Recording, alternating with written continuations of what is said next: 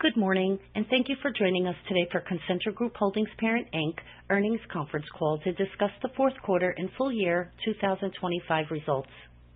Speaking today are the company's Chief Executive Officer, Keith Newton, and the company's President and Chief Financial Officer, Matt DiCanio. Management will give you an overview and then open the call for questions.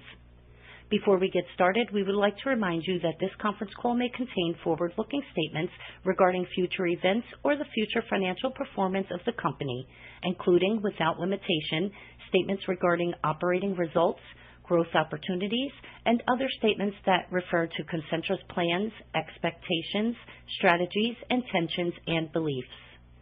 You are hereby cautioned that these forward-looking statements may be affected by the important factors, among others, set forth in Concentra's earnings release and in reports that are filed or furnished to the SEC. Consequently, actual operations and results may differ materially from those discussed in the forward-looking statements. These forward-looking statements are based on the information available to management of Concentra today, and the company assumes no obligation to update these statements as circumstances change. At this time, I'd like to turn the conference over to Mr. Keith Newton. Thanks, operator. Good morning, everyone. Welcome to Concentra's fourth quarter 2025 earnings call. Hopefully everyone had a chance to review our pre-release that we furnished to the SEC on January 28th, which included certain operational and financial results for the fourth quarter and 2025 fiscal year, including visits, rate, revenue, adjusted EBITDA, net income, and EPS, amongst others. We have no material changes to report to any of our previously released financial or operational metrics. Q4 earnings pre-release was published at the same time as our fiscal year 2026 guidance in our investor book.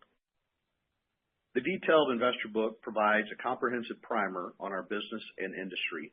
We recognize that Concentra is a unique company and therefore may necessitate additional foundational information for some investors to gain a better understanding of our fundamentals. We touched on everything from the patient journey in our centers to customer value proposition to our company performance through various economic cycles to the workers' comp ecosystem and rate-setting mechanisms to financial highlights including cash conversion and return on invested capital, and much more. We've gotten positive feedback on it thus far and expect that it will continue to resonate with the market. I'd also like to add that we recently completed additional validation studies on workers' compensation claims that we treated that support and validate our considerable value proposition to our employer customers and ecosystem partners. The additional studies produce strong results consistent with our previous published studies.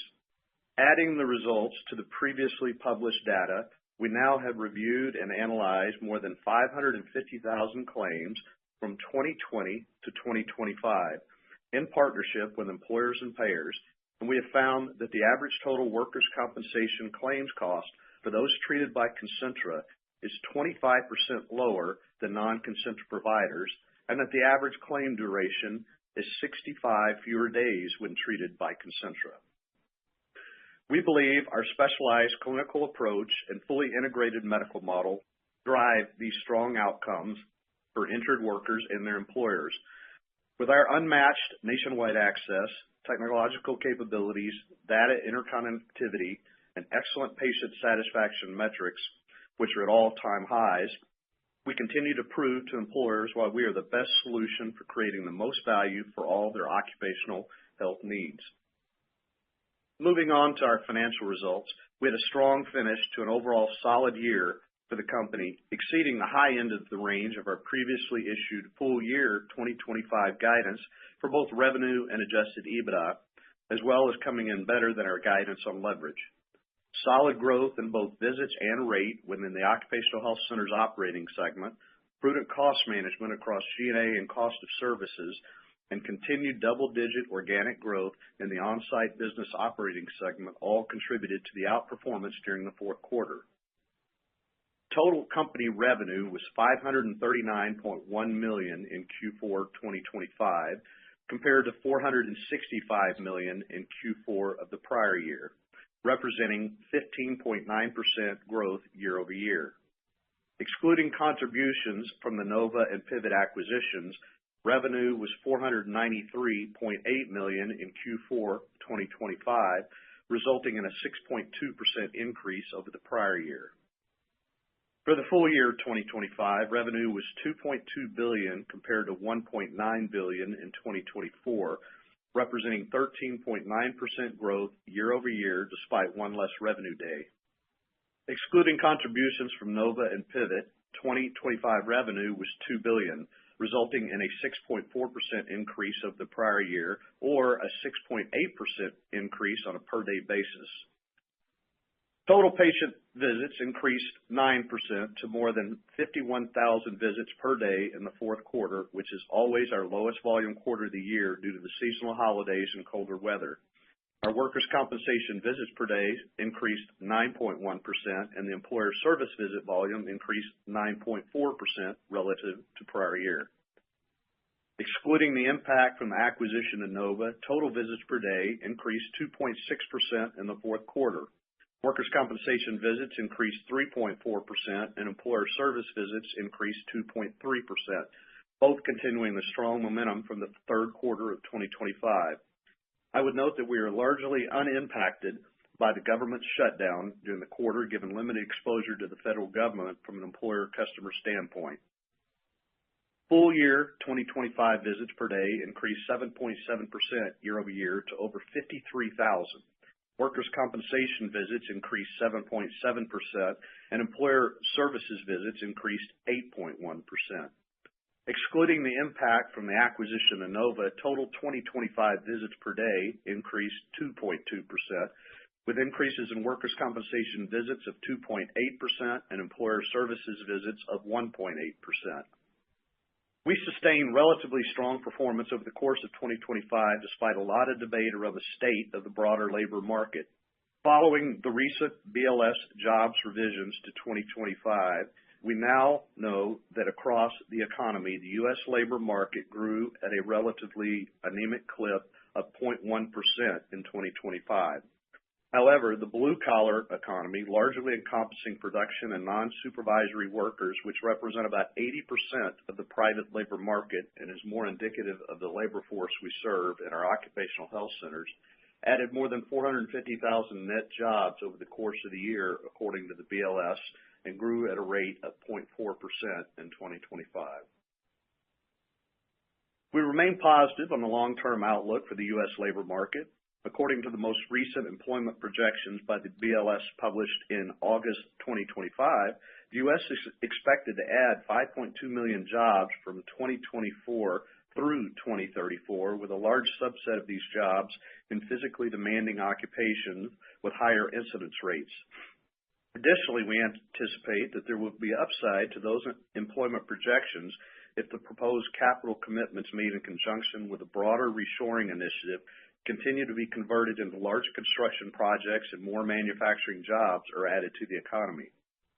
Overall growth in employment, combined with a stable injury incidence rate across industry sectors and an aging workforce with increased comorbidities that result in increased severity of injuries, should continue to provide strong tailwinds to our business over the long run. With respect to our rates, revenue per visit grew 3.1% during the fourth quarter relative to the prior year. This growth was driven by a 4.1% increase in workers' compensation and a 1.2% increase in employer services revenue per visit.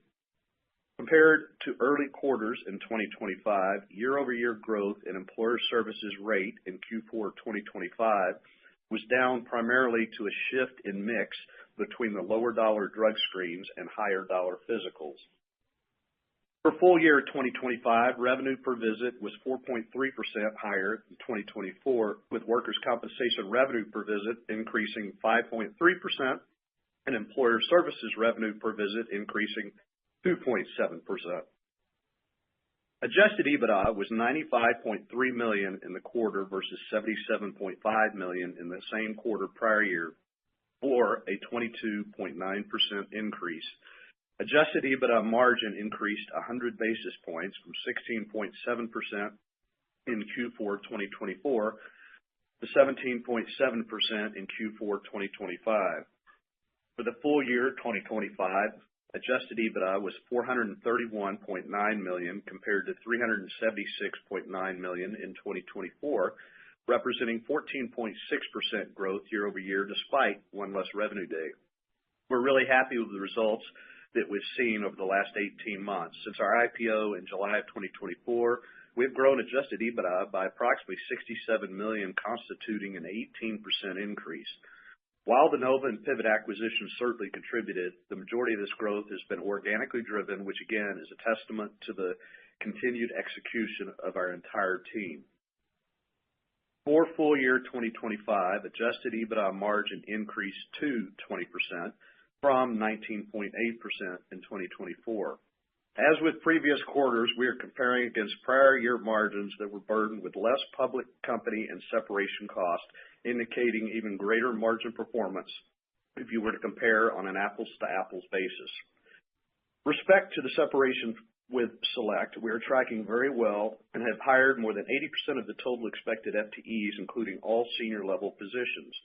We expect to finalize hiring and complete the majority of the remaining separation activities by this summer, well ahead of the November 2026 expiration of the transition services agreement with Select Medical. Adjusted net income attributable to the company was $36.1 million, and adjusted earnings per share were 28 cents for the fourth quarter 2025, representing significant growth over prior year adjusted net income attributable to the company and adjusted earnings per share of $22.2 million and 17 cents, respectively. Adjusted net income attributable to the company was $176 million, and adjusted earnings per share was $1.37 for full year 2025. For full year 2024, adjusted net income attributable to the company was $168.5 million, and adjusted earnings per share was $1.48. During the fourth quarter, we opened 2 additional de novo sites in Southern California and Miami, resulting in 7 total de novos in 2025. We have a strong pipeline heading into 2026, having already opened another new location outside of Atlanta in January, executed leases on another 5 locations across Arizona, Florida, Missouri, and Idaho, which will be a new state for us, and identified several other attractive sites that could push us into high single-digit de novo openings in 2026. On the M&A front, we plan to continue with the smaller bolt-on acquisition opportunities. We have often said that these deals are highly accretive for us due to the top line and cost synergies we were able to achieve.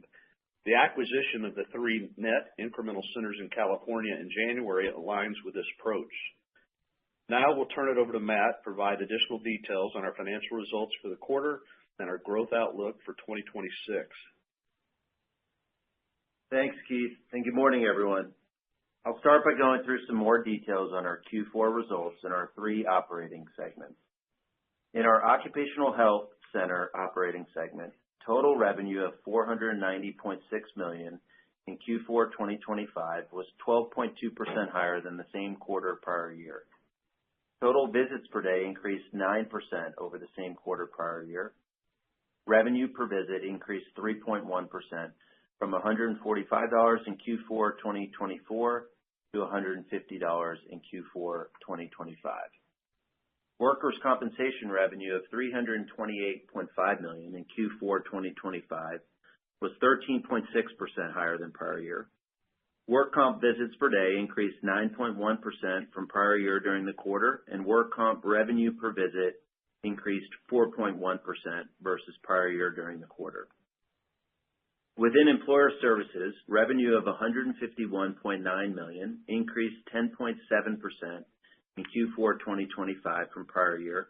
Employer services visits per day increased 9.4% from prior year during the quarter, and employer services revenue per visit increased 1.2% versus prior year during the quarter. As with past quarters, here are the same stats for Q4, excluding the impact of Nova, to help isolate core business from our Q1 2025 acquisition. Total revenue within the Occupational Health Center operating segment was $461.9 million in Q4 2025, a 5.7% increase over the prior year. Total visits per day increased 2.6% over the same quarter prior year, and revenue per visit increased 3.1% from $145 in Q4 2024 to $150 in Q4 2025. Workers' compensation revenue of $309 million in Q4 2025 was 7.2% higher than prior year. Work comp visits per day were 3.4% higher than prior year during the quarter, and work comp revenue per visit was 3.7% higher than prior year during the quarter. Within employer services, revenue of $142.2 million in Q4 2025 increased 3.7% from prior year. Employer services visits per day were 2.3% higher than prior year during the quarter, and employer services revenue per visit was 1.3% higher than prior year during the quarter. Moving on from our occupational health centers, our on-site health clinics operating segment reported revenue of $36.2 million in Q4 2025, a 112% increase from the same quarter prior year. This was largely driven by the acquisition of Pivot On-Site Innovations in Q2 2025. Excluding the impact from Pivot, on-site operating segment revenue grew 14.6% year-over-year during the quarter, the third consecutive quarter with double-digit organic growth. For the full year 2025, our on-site health clinics operating segment reported revenue of $110.2 million, a 72% increase over full year 2024. Excluding the impact from Pivot, the on-site operating segment revenue grew 11.6% over full year 2024. We have a robust prospective on-site customer pipeline and expect to continue to see strong organic sales growth in this operating segment in 2026. In particular, our advanced primary care product offering has gained a lot of traction within the broader market, and we expect that to serve as a key growth driver for the business. And finally, other businesses generated revenue of $12.3 million in Q4 2025, a 12.6% increase against same quarter prior year. For the full year 2025, other businesses grew 8.7% over full year 2024. Now moving on to expenses. Cost of services was $398.4 million, or 73.9% of revenue in Q4 2025, an improvement from 74.2% of revenue for the same quarter prior year. For the year, cost of services was 71.7% of revenue, a decrease from 72.2% in 2024. The improvement year over year is really a testament to our operators and staffing efficiencies they were able to garner within the centers. The year-over-year improvement is also despite headwinds from one-time integration costs we incurred as a result of the Nova transaction, which totaled more than $2 million over the year. Our total general and administrative expenses were $50.8 million, or 9.4% of revenue in Q4 2025, compared to 9.8% of revenue in the same quarter prior year. Excluding items that are added back for the purposes of calculating adjusted EBITDA, including equity compensation expense, one-time select separation costs, and M&A transaction costs, G&A expense was $45.8 million for the quarter, or 8.5% of revenue, compared to 9.4% of revenue in the same quarter prior year. The year-over-year outperformance in Q4 2025, despite incurring additional separation costs, was partially driven by the reduction in certain non-recurring expenses that we incurred in Q4 2024. For the full year 2025, G&A expense as a percent of revenue was 9.4%, compared to 8.2% for the full year 2024. Excluding items that are added back for the purposes of calculating adjusted EBITDA, including stock comp expense and one-time transaction costs, G&A expense as a percentage of revenue was 8.4% in 2025, compared to 8% in 2024. The year-over-year increase was largely due to incremental costs resulting from our separation from Select and emergence as a standalone public company in July of 2024. Adjusted EBITDA margin increased from 16.7% in Q4 2024 to 17.7% in Q4 2025, and adjusted EBITDA margin increased from 19.8% for the full year 2024 to 20% in full year 2025. We are pleased to have achieved margin improvement year-over-year despite the incremental separation and public company costs. Again, I would highlight the strong efficiency gains within cost of services as well as the smooth execution of our separation hiring plan within G&A as key drivers of the improvement we saw in 2025. Now to touch on cash flows. In Q4, our seasonally strongest cash flow quarter within any given year, we generated $118.7 million in operating cash flow. This compares to $93.7 million in the fourth quarter of 2024, with the year-over-year increase resulting from materially higher earnings in 2025. For the year, we generated $279.4 million in cash flow from operations, which represented a slight improvement over 2024 cash flow from operations of $274.7 million, despite significantly more cash interest expense incurred in 2025 due to the IPO recap in July 2024. Investing activities used $20.1 million of cash in the fourth quarter and was driven by investments in center de novos, relocations, renovations, and maintenance, as well as IT investments.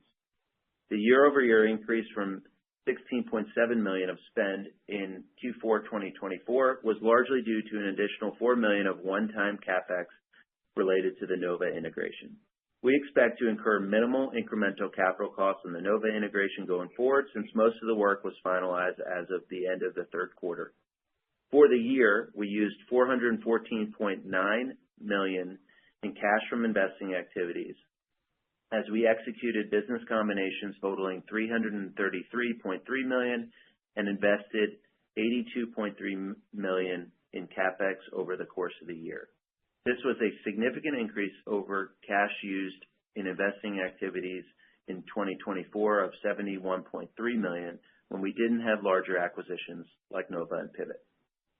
Free cash flow, or cash flow from operations less cash flow from investing activity, excluding business combinations and acquired customer relationships, totaled $98.6 million, an increase from prior year fourth quarter free cash flow of $77 million.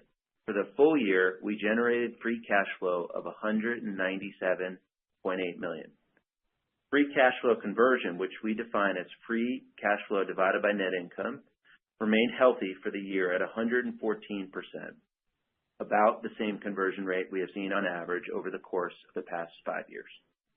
Finally, financing activities during the quarter resulted in net cash outflows of $68.6 million, as we repaid the entirety of the $35 million outstanding balance under our credit facility, repurchased 1.1 million shares totaling $22.4 million, and paid $8 million in dividends in conjunction with our standard dividend program. Over the course of 2025, we made principal payments on our senior debt totaling $92.1 million, including $7.1 million of mandatory amortization payments and $85 million in payments on our revolving credit facility. We also executed share repurchases totaling $22.4 million and made dividend payments of $32.1 million. The remainder of the free cash flow was largely used in conjunction with M&A activity. We will continue to be opportunistic executing on our share repurchase program in 2026, while simultaneously working towards our year-end 2026 leverage target of approximately 3 times. At the end of the fourth quarter, we had approximately $80 million authorized by the board of directors remaining under the repurchase program. We ended the quarter with a total debt balance of $1.57 billion and a cash balance of $79.9 million. Our net leverage ratio per our credit agreement at the end of December was 3.4 times. We expect to continue making meaningful progress towards our 3 times target following Q1. I would just note that Q1 is our seasonally slowest free cash flow quarter due to coming off our seasonally lowest visits quarter in Q4, interest payments associated with our bonds in Q1, and typically elevated working capital requirements in Q1. Next, I'd like to touch more broadly on the forward outlook. With respect to our growth efforts, we are largely through the integration process for both the Nova and Pivot acquisitions and have captured the majority of synergies that we expect to capture at this point. In fact, we have come in comfortably ahead of underwriting in terms of total synergies achieved across the two deals. As Keith mentioned, we are going to continue to stay active on the de novo and bolt-on M&A front. We're targeting 7 to 9 de novos in 2026, which would be a record for us, and potentially double-digit new sites in 2027. As a reminder, these are very accretive for us, with payback typically occurring in under 3 years. With respect to M&A, we are not anticipating any larger deals over the near term, but are continuing to work our pipeline of small 1 to 5 center deals. We recently finalized the Reliant acquisition from MBI in January, and our goal is to continue developing the pipeline and executing on smaller M&A. Switching gears to developments out of the state of New York related to their workers' compensation fee schedule.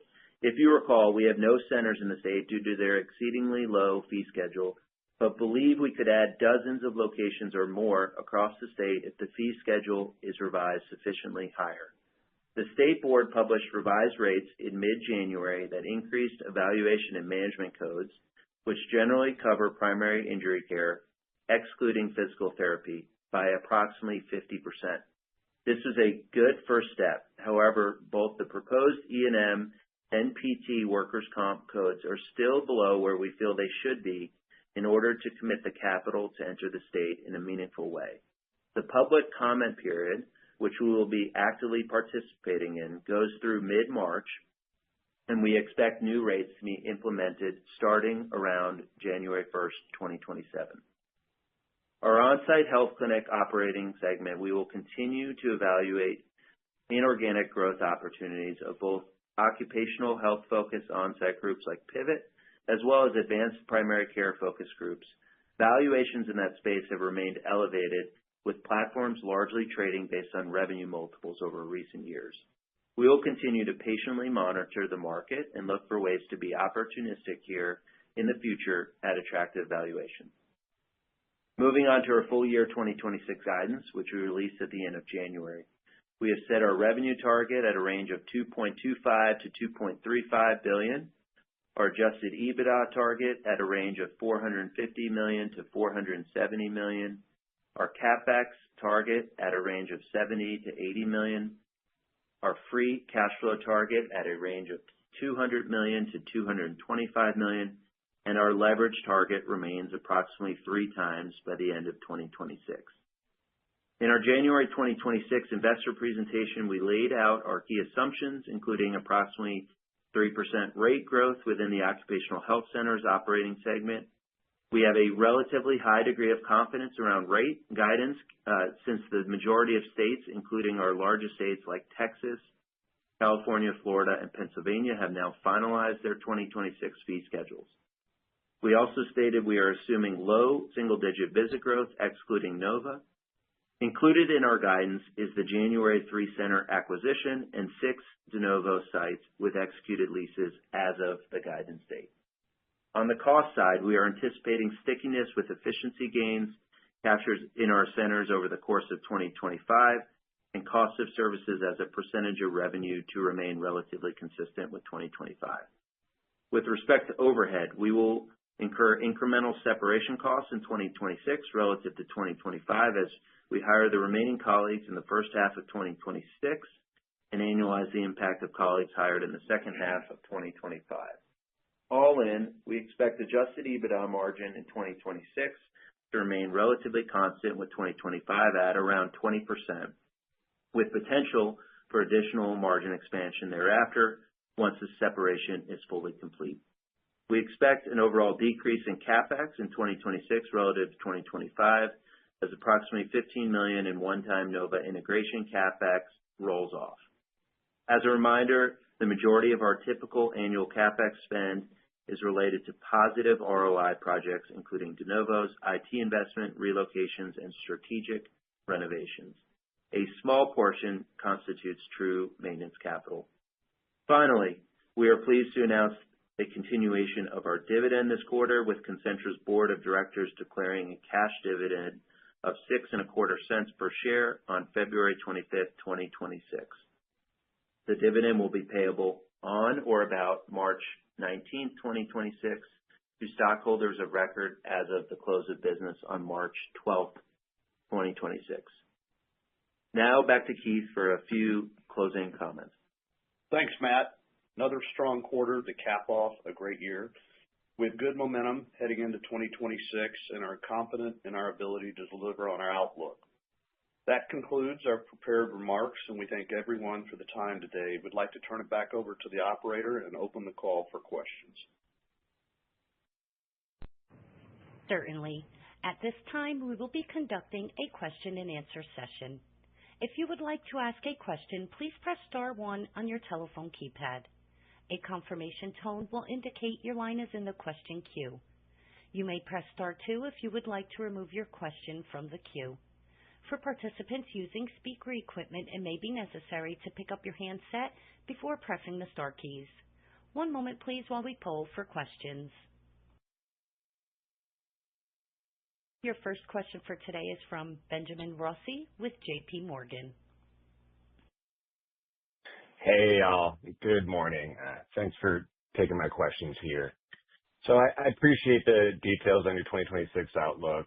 It's got the steady volume growth and low single digits, steady rates. You'll get maybe some lift during 1Q from last year's Nova deal, follow through, maybe some similar contribution in 2Q from Pivot. Got the de novos and any additive M&A. Just thinking about your guidance impacts, how are you contemplating things like weather or potential elevated respiratory activity to start the year? I'll take it, Matt. This is Keith Newton. I would say from a weather standpoint, we have weather every year. It has not really impacted us this year. We definitely had some weather last year, so I think it kind of flushes out. So we're not anticipating much of an impact from that perspective. As far as the respiratory, that would typically impact our urgent care visits, which are basically less than 1,000 a day out of the 50,000 visits a day we see. So it's not going to be material either way if it does tweak up or tweak down. So I'm not anticipating really any impact from that either. Understood.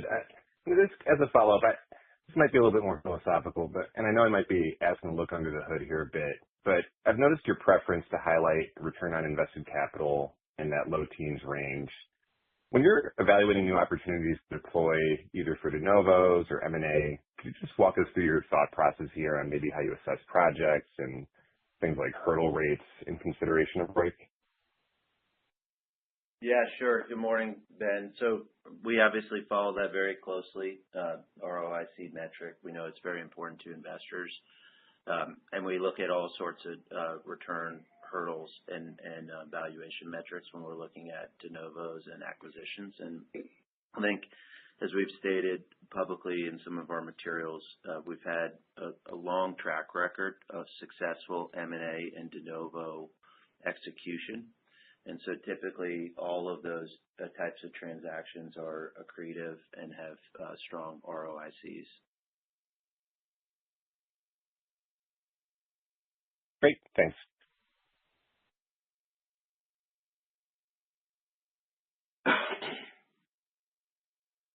Your next question for today is from Ann Hynes with Mizuho Securities. Great. Thank you so much.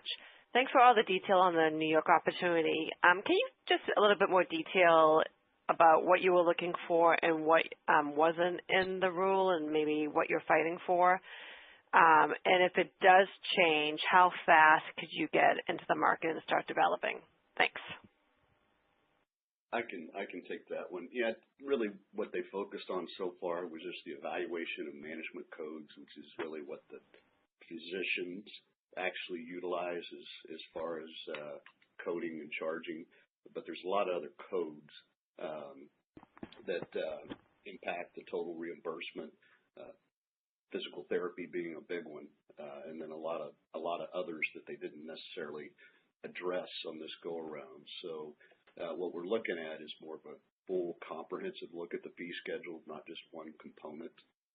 of that. Mhm. That said, they did take a good first step. We're in a period of being able to a discussion period, and hopefully before they publish the final rule, they may reconsider some of that. If not, then that'll be the focus to continue to push on that going forward. As far as how quickly we can move, I feel we can move very quickly. We've spent quite a bit of time evaluating where we want to be. We can initiate discussions if necessary, but a lot of the workers' comp treatment that's taking place in that state right now is in ERs, hospital-based facilities, things like that. There are some transactions that could take place that we can move pretty quickly on, but I could see us doing a lot of just de novo projects. We've been very successful at that. It allows us to put the center exactly where we want it to maximize the opportunity, build it like we want our Concentra to be built versus trying to retrofit an existing facility. Yeah, we spent a lot of time, so I think we're in a position to move pretty quickly once that happens. Great, thank you. Your next question is from Justin Bowers with Deutsche Bank. Hi, good morning, everyone. So just in terms of the 2026 outlook, can you call out any specific items or seasonality or days dynamics that we should be thinking about and the cadence for the year and divergence from last year? That's number one. And then number two would just be how you're thinking about de novo investments for 2026 as well. Thank you. Yeah, sure. Good morning, Justin. So from a guidance standpoint, we outlined the visits and the rate assumptions included, and also made some comments about cost of services and G&A. We've got the Reliant transaction that was closed included in the guidance, and we have 6 de novos. There's potential, pretty good potential that we'll have more than 6 de novos this year. They'll be pretty spread throughout the year. We're working through, permitting and construction and things like that, but we'll try to spread them out throughout the year. In terms of seasonality, pretty similar to prior years. The only real exception is that we have a pickup in Q1 from Nova and Pivot when we didn't have both of those assets in the prior year. So we closed the Nova acquisition on March 1st. So January and February we'll have a pickup, and then we close Pivot on June 1st. So we'll have a pickup there through most of the first half of the year. As far as days, it's the same number of days in 26 versus 25. So there's no changes there. Hopefully that helps. Yeah, it's helpful. Thank you. Appreciate that, and the updated investor book as well.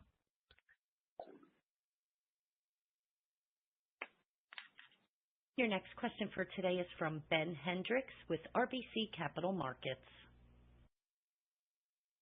Thank you very much. Just to follow up on that last question, is there any cadence consideration related to the expiration of the Select Services agreement? I know you mentioned that you had to pull forward of hiring.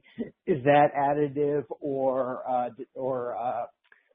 anemic to margins in terms of that timing? And then do you expect to get any kind of margin pickup in in 4Q with that as that agreement rolls off? Thanks.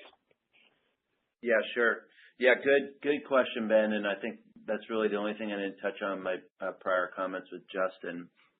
So yes, we are hiring the remainder of the FTEs that we need to complete the separation process. As of today, we're slightly above 80% of our hires, and we made some hires in Q3 and Q4, obviously, to close out the year.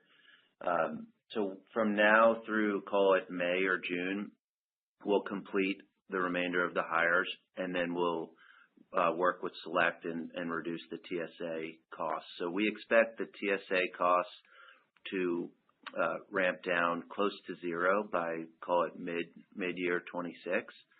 And so the net of both of those will be some incremental costs early part of the first half of 2026. But that's all part of our guidance. And we're obviously close to the finish line with the separation process. Thank you very much. Your next question for today is from Stephen Baxter with Wells Fargo. Hi, this is Mitchell on for Steve. What are you seeing on the labor front in your clinics? Like, how is retention trending, and what type of wage inflation is built into the guide? Thank you.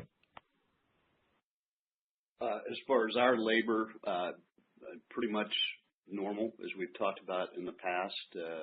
We see our labor force from wage inflation trends pretty similarly to inflation, 2 to 3%. We haven't. We're not a hospital, so we don't feel quite the impacts that have been felt and seen within those industries. So so far it's pretty much in line with what we've experienced historically. So really nothing unusual from that standpoint. Yeah, and Stephen, I'll add just from a openings and hiring and turnover standpoint, we're trending in a favorable direction. Our turnover is coming down. Fewer open positions, and so we like what we're seeing to have more stability with the workforce. Got it. Thank you. Your next question is from Joanna Gajuk with Bank of America. Oh, hi. Good morning. Thanks so much for taking the questions. So first one, the workers' comp organic volumes rate grew 3% this year, or the 25, sorry. Then employment services organic growth was also pretty good, 2% in 25. So those growth rates are about where you would think the industry might be growing. So my question is, who are you taking market share from, and is that a kind of sustainable growth? And I guess how much of that 2% was from de novos? Well, as far as the market share component, we did a lot this last year relative to our go-to-market and how we're trying to capture additional customers. We developed additional technologies or deployed additional technologies within our sales group, both for identifying potential customers out there and also creating better efficiency and higher output by our sales folks. So we think that's really starting to gain some traction for us. Feel good about where we're heading with that group, and I think that's really supported the growth. The other part of the question on de novos, yeah, it's less. De novos contribute less than 1% on both of those. And keep in mind, we're only doing single digit number of de novos per year, and they start at 0 visits, so it takes a little bit of time to ramp. And Joanne, one of the other things I think of interest is we've developed some tools, and we're in the process of continuing to modify those tools relative to retention itself of existing customers and deeper penetration of those, not just necessarily going after incremental new customers, but how do we identify potentially customers that had reduced their usage of us, try to project those type customers. So trying to deploy some AI initiatives in that area to help us identify, for lack of a better description, early warnings of existing customers that we need to engage with quickly. A lot of our customer base are very small, and it's very tough to touch them consistently from an account management standpoint. So what we're trying to do is identify through technologies how can we better support those smaller customers that utilize us very sporadically and make sure that we stay engaged with them because we typically don't lose customers as a result of service issues. Probably one of the biggest reasons we lose a customer is because of turnover at the customer decision maker where the new decision maker comes in and isn't really aware of Concentra. And so we have to figure out better ways to make sure that we stay engaged, identify when those trends potentially are going to take place, and engage appropriately. Thank you. And a follow-up on the topic around New York. So that just, brings a question, are there any of your existing states where you would expect some, changes to rates or reimbursement or such? I mean, I know California has that link to the physician fee schedule, but, kind of give us maybe a little bit color, any outliers or sort of all these states are tracking along with sort of inflation. Thank you. Yeah, I can take that one, Joanna. So California is definitely going to be a good rate year for us. And for the rest of the country, all of those are tracking in line with our expectations. So there's no real outlier across the rest of the country. And back to New York, just a couple comments I wanted to add on that. It's a step in the right direction. We're going to continue to work with the state and provide our public comments, but we have a full pipeline across the rest of the country, north of 30 different locations that we're looking at to fill out the rest of our pipeline for 26 and for 27. So plenty of growth opportunities, but we are excited about the potential down the road in New York as well. Thank you. Once again, if you would like to ask a question, please press star 1.